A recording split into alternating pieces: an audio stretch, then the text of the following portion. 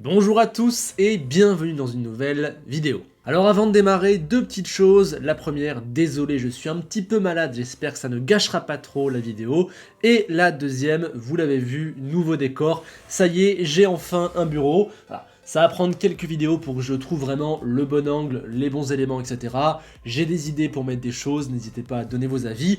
Mais voilà, nouveau bureau, nouveau décor, nouveau départ. Mais ce n'est pas le sujet principal ici, ça y est, nous y sommes, 2 courses, il ne reste plus que 2 courses, c'est maintenant que tout va se jouer, que tout va se décider, il n'y a plus de seconde chance, il n'y a plus de calcul, il n'y a plus d'hésitation, c'est là, c'est sur les 2 prochains week-ends que tout va se faire. Et avant toute chose, il faut se rendre compte de la chance que l'on a. Une saison si animée et si serrée dans les 2 classements alors qu'il ne reste que 2 courses, ça se compte presque sur les doigts d'une seule main en 70 ans de Formule 1.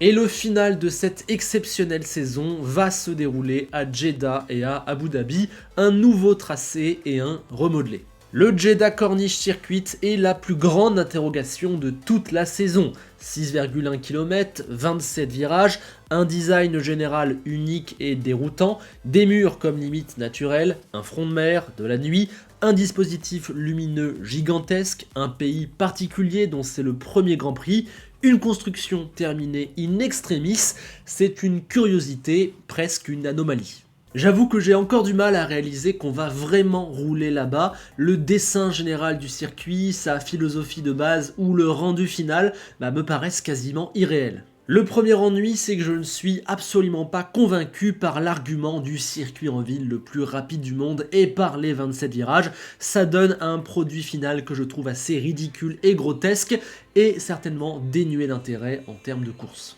Le passage des virages 1 à 12, l'enchaînement de 15 à 18, les 2 immenses lignes droites de retour entrecoupées par des petits tournants à très haute vitesse, je veux dire, c'est quoi ça quoi ? Alors je pense que le Tour de Qualif sera complètement incroyable et c'est tellement limite anachronique que ça vaut le coup de regarder dans tous les cas, mais clairement en termes de philosophie générale, de tracé, en termes de course, je ne peux que m'inscrire en faux. Aussi, je dois avouer que Jeddah me fait un peu peur, avec des murs aussi proches, ses nombreux virages à l'aveugle et ses portions ultra rapides à plus de 250 largement, facilement, ça peut faire très mal pour le pilote qui se sort, et ensuite il y a de graves risques de suraccident. J'avoue qu'il y a plusieurs endroits où le circuit me laisse perplexe en termes de sécurité. Ajoutez à ça la gestion des drapeaux bleus ou les limites de piste dans certains virages, voilà, je trouve ça assez bizarre. Maintenant, j'ai hâte de voir ça, il y aura aussi 3 courses de Formule 2 sur ce truc. Voilà, on va voir, c'est une immense curiosité dans cette fin de saison.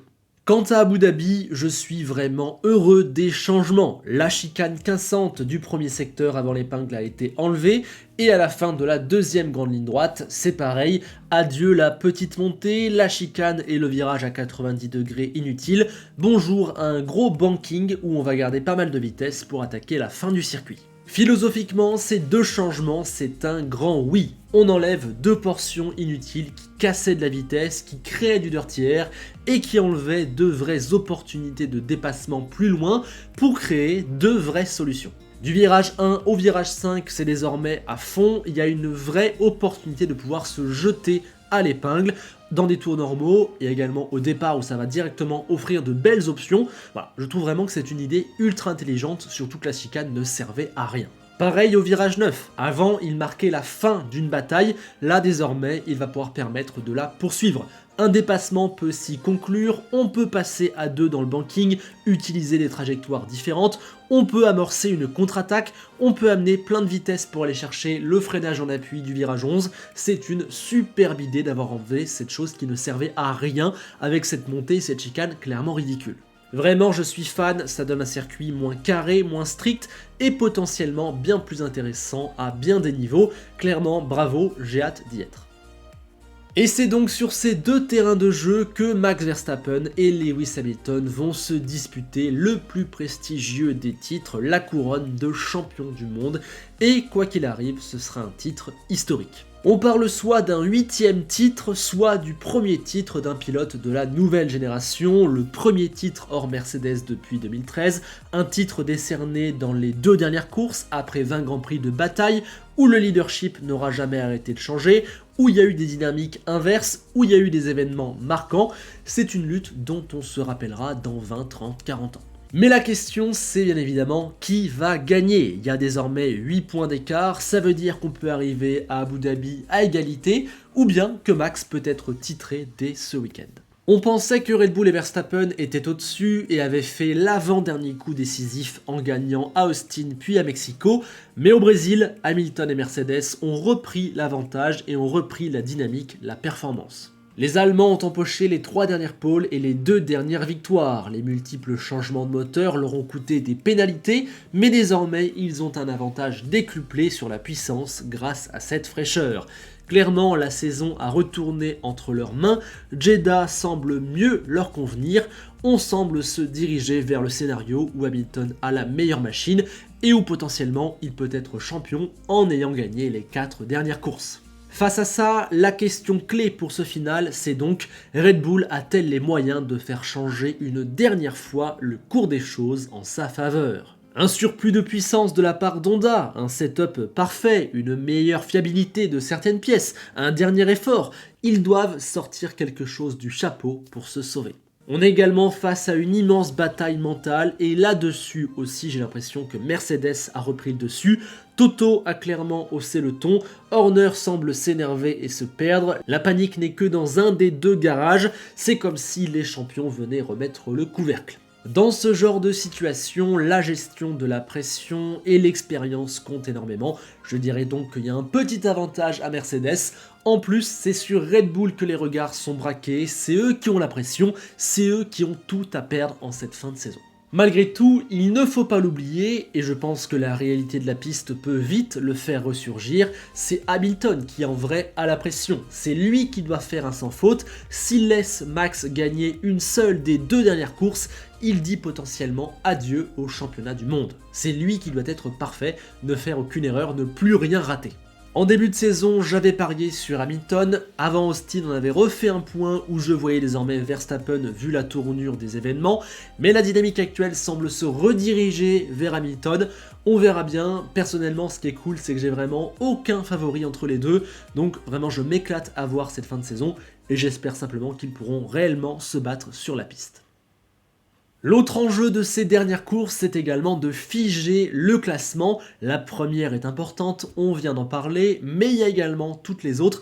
Ça y est, dans 2 courses, on connaîtra la photo finale de cette saison 2021.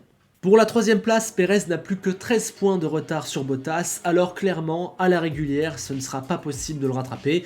Normalement, ils vont faire entre 2e et 4e, donc si on compte, il n'y a pas assez d'écart pour rattraper 13 points en conditions normales. En plus, même si Checo est bien revenu en termes de performance, je pense que Bottas aura la machine la plus efficace des deux et sera donc à même de conserver cette 3e place. En tout cas, c'est mon pari. Même si c'est faisable, je vois bien Bottas conserver sa 3e place. Norris, lui, n'a plus qu'un point d'avance sur Leclerc et seulement 7,5 sur Sainz. Autant dire que les places 5 à 7 peuvent encore totalement évoluer et c'est le titre de meilleur des autres qui se joue là et qui va se jouer pour quelques petits points. La dynamique actuelle semble favoriser les pilotes Ferrari et plus particulièrement Charles Leclerc qui est devant son coéquipier et qui a marqué plus de points que lui à 4 des 5 dernières courses. Donc logiquement, il va terminer première Ferrari et potentiellement devant la première McLaren. Lando Norris, lui, n'a marqué que 4 points sur les 3 dernières courses. C'est majoritairement dû à des faits de course ou de la malchance, on pense à la crevaison au Qatar ou à l'accrochage au départ au Brésil, mais ça traduit aussi une petite baisse de forme de la part du Britannique et aussi de McLaren face à Ferrari. Donc ouais, j'ai peur que Norris se fasse avoir, je vois bien Leclerc 5ème, Norris 6ème, Sainz 7ème, mais attention, on connaît aussi la malchance du Monégasque, ça peut encore bouger. En tout cas, c'est cool de voir une vraie bataille dans le midfield, on joue la place de meilleur des autres jusqu'au bout. Derrière eux, c'est moins serré, mais on peut distinguer Pierre Gasly qui n'a que 13 points de retard sur Ricciardo et seulement 15 d'avance sur Alonso. Comme pour Perez et Bottas, normalement à la régulière ça devrait rester ainsi, mais voilà, Pierre peut osciller entre la 8ème et la 10ème place. Terminons le classement pilote avec les duels de coéquipiers qui ne sont pas encore décidés. Du côté d'Alpine, Alonso a 17 points d'avance sur Ocon. Normalement, ça devrait rester dans cet ordre-là. Et du côté d'Aston, Vettel a 9 points d'avance sur Stroll. Le matelas est moins confortable, mais si je devais parier, je laisserais Vettel devant. Concernant Russell et Raikkonen, ils ont tous les deux 9 points d'avance sur Latifi et Giovinazzi.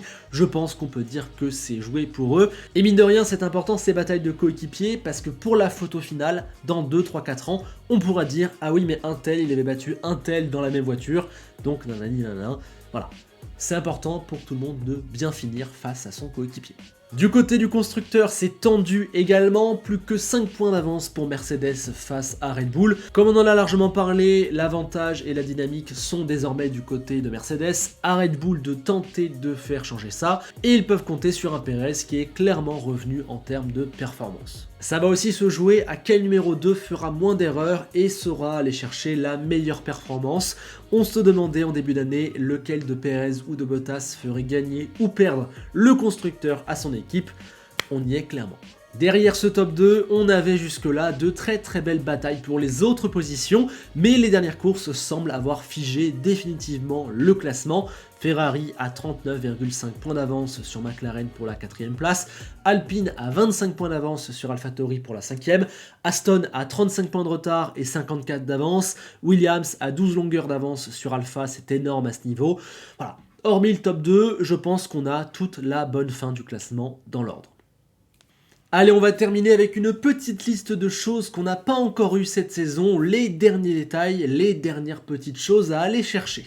Alors côté français, pour la 2e année consécutive, on a eu une victoire cette saison, celle d'Esteban Ocon. Les deux Alpines ont fait chacune un podium, Gasly a eu le sien aussi. Normalement, on est bon, mais on va dire qu'une dernière victoire, une dernière pole, un dernier podium, on prendrait clairement. À part ça, cette saison, seul McLaren a réussi à enlever une victoire à Mercedes et Red Bull. Et quand on regarde le classement, quand on regarde le niveau des pilotes, quand on regarde le scénario de plusieurs Grands Prix, eh bien on a un petit peu le sentiment que Ferrari mériterait sa victoire.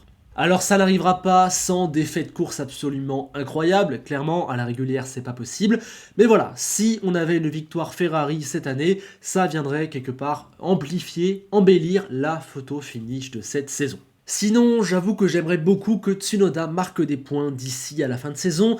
Il n'en a marqué que 20, dont 8 d'un coup à Budapest. Il se fait exploser par Gasly. Et si jamais il n'y a pas de points dans les 2 dernières courses, ça ferait 2 points sur les 11 derniers Grands Prix. Alors que pourtant, j'y ai clairement vu de la progression. Ce serait un bilan comptable trop sévère. Je pense que ça le mettrait dans le doute et un petit peu dans la difficulté avant d'attaquer la nouvelle saison. Donc clairement, pour son bien et pour confirmer les progrès, je veux que Yuki fasse au moins un top 10 à Jeddah ou à Abu Dhabi. Allez, pour finir, on sera attentif aux adieux. Raikkonen et Giovinazzi vont quitter la Formule 1, disputer leur tout dernier Grand Prix. Alfa Romeo va opérer une vraie mue. Bottas va quitter Toto, Lewis et Mercedes. Russell va quitter Williams. Les derniers moments sont toujours importants. Voilà, j'espère qu'avec cette vidéo, vous avez désormais tous les éléments pour aborder ce sprint final qui s'annonce magnifique. Je vous attends dans les commentaires, n'hésitez pas à me dire ce que vous pensez de Jeddah, des changements à Abu Dhabi, me dire qui sera champion, me dire qui sera 3e, 5e, au constructeur, au classement pilote, etc. etc. C'est le sprint final, abordons-le ensemble. Sur ce, j'espère que ma voix n'aura pas été trop pénible, je suis vraiment désolé mais je ne peux pas faire autrement, c'est un petit peu la galère en ce moment, mais ça va revenir très vite, en tout cas je l'espère. Sur ce, je vous encourage à liker et partager. On est entré dans un mois décembre qui va être ultra chargé niveau information, niveau actualité, niveau résultats et aussi niveau vidéo, plein de choses de prévues. C'est le moment de soutenir la chaîne, de la faire grandir encore. Je vous en remercie, j'espère que tout vous plaira et que vous serez au rendez-vous. Profitez bien de ce final et on se quitte avec Enzo Ferrari qui nous dit que si tu veux gagner en Formule 1, il va falloir que tu sois très prudent à Jeddah. À bientôt.